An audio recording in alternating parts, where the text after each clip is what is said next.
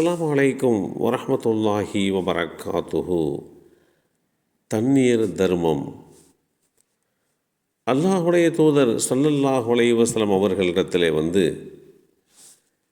தர்மங்களில் சிறந்தது எது என்று கேட்கப்பட்டது.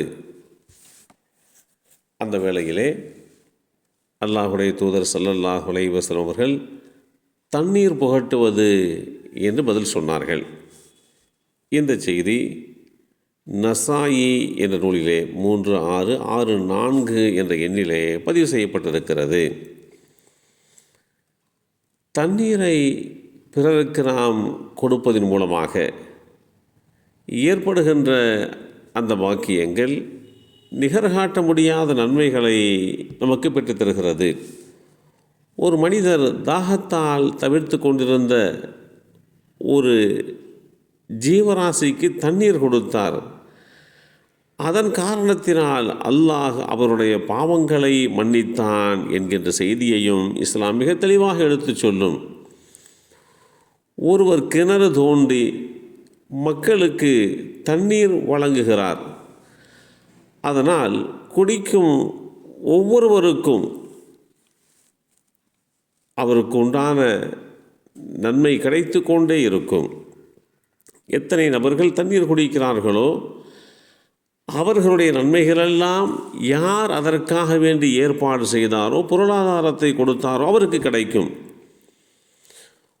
ஒரு முஸ்லீம் தண்ணீர் கொடுத்தால் அது மிகப்பெரிய தர்மமாக பதிவு செய்யப்படுகிறது. ஸஅத் ரலியல்லாஹு அன்ஹு அவர்கள் அல்லாஹுடைய தூதர் ஸல்லல்லாஹு அலைஹி வஸல்லம் அவர்களிடம் என்னுடைய தாயாருக்கு எந்த தர்மம் செய்வது சிறந்தது என்று கேட்டார். என் தாயாருக்காக வேண்டி எதையாவது தர்மம் செய்ய விரும்புகிறேன், ஆனால் எந்த தர்மம் செய்வது சிறந்தது என்று கேட்கிறார். அதற்கு அல்லாஹுடைய தூதர் ஸல்லல்லாஹு அலைஹி வஸல்லம் அவர்கள் தண்ணீர் கொடுப்பது தான் மிகச்சிறந்த தர்மம் என்று குறிப்பிட்டார்கள். மக்களுக்கும் மற்ற ஜீவராசிகளுக்கும் தண்ணீர் கொடுப்பதன் மூலமாக அதை செயல்படுத்துகின்றவர்கள் அதற்கு உண்டான நன்மையை பெற்றுக்கொள்கிறார்கள்.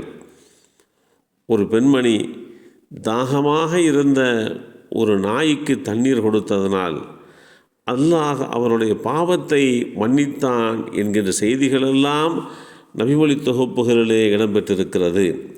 பசியுள்ளவர்களுக்கு உணவு கொடுங்கள், தாகமுள்ளவர்களுக்கு தண்ணீர் கொடுங்கள் என்ற நிலையான ஒரு கான்செப்டை, ஒரு வழிகாட்டு முறையை இஸ்லாம் ஏற்படுத்தி கொடுத்திருக்கிறது. கிணறு தோண்டுவது அது சம்பந்தப்பட்ட அந்த தர்மத்திற்கு உண்டான நிலைப்பாட்டை விவரிக்கின்ற போது நிலையான தர்மம் என்று இஸ்லாம் சொல்கிறது. ஒருவர் தண்ணீர் வழங்கினால் அது மறுமை நாளில் அவருக்கு மிகப்பெரிய நன்மையாக உருவகம் கொடுக்கப்படும். தாகமுள்ள உயிர்களுக்கு தண்ணீர் கொடுப்பது மிகப்பெரிய தர்மமாகும். இப்படி இஸ்லாமிய மார்க்கம் தண்ணீர் கொடுப்பதன் மூலமாக கிடைக்கின்ற அந்த பாக்கியத்தை மிக தெளிவாக எடுத்து சொல்லியிருக்கிறது. அல்லாஹுடைய தூதர் ஸல்லல்லாஹு அலைஹி வஸல்லமுடைய தோழர்களில் ஒருவராகிய ஸஅத் இப்னு உபாதா ரலியல்லாஹு அன்ஹு அவர்கள் தனது தாயார் வஃபாத்தாகிவிட்டார்கள், மரணித்து விட்டார்கள். அவர்களுக்கு நான் எதை தர்மம் செய்யலாம் என்று கேட்டபோது, தாராளமாக நீங்கள் தர்மம் செய்யலாம், அப்படி என்றால் சிறந்த தர்மம் ஒன்றை கூறுங்கள் என்று கேட்டபோது, நீங்கள் தண்ணீர் வழங்குவது தான் மிகச் சிறந்தது என்று அல்லாஹுடைய தூதர் ஸல்லல்லாஹு அலைஹி வஸல்லம் அவர்கள் வழிகாட்டி தந்திருக்கிறார்கள்.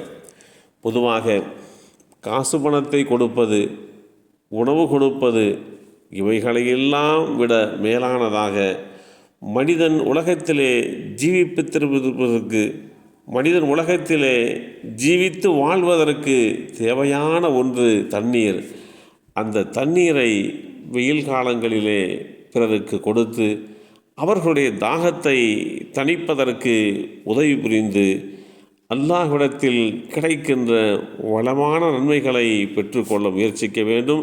எல்லாம் வல்ல அல்லாஹு தஆலா அப்படிப்பட்ட வாய்ப்பை நமக்கும் நம் சந்ததிகளுக்கும் வழங்கி அருள் புரிவானாக. அஸ்ஸலாமு அலைக்கும் வரஹ்மத்துல்லாஹி வபரகாத்துஹு.